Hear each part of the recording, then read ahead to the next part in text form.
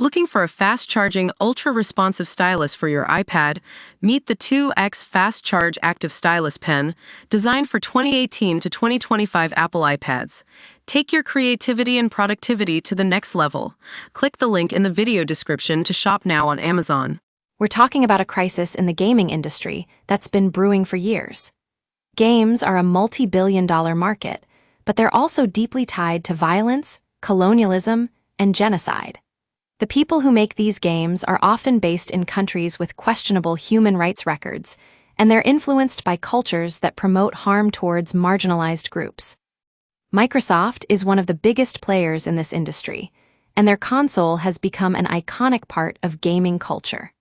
But what does it say about our society when we invest billions of dollars into a product that's essentially just a tool for violence and entertainment?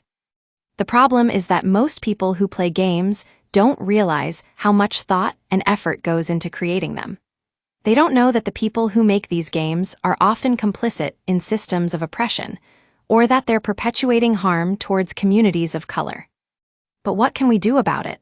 For some gamers, it's as simple as avoiding games that promote violence or hate speech. But for others, like us, who have spent years studying and critiquing the gaming industry, it's more complicated. We need to think about how our actions as consumers can impact the industries we love.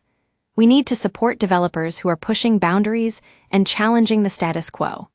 And we need to hold ourselves accountable for the choices we make when we buy games or subscribe to services like Xbox Live. The good news is that there's a growing movement of gamers, critics, and advocates who are committed to making the gaming industry more just and equitable. They're working to promote diversity and inclusion in game development, to challenge problematic narratives and characters, and to create spaces for marginalized voices to be heard. As individuals, we can make a difference by supporting these efforts and holding ourselves accountable. We can use our platforms to amplify marginalized voices and to critique the industries that we love. And we can work towards creating a more just and equitable gaming community where everyone feels welcome and valued. The future of games is uncertain, but one thing is clear. It's time for us to take responsibility for the choices we make as consumers and to use our power to shape the industry into something better.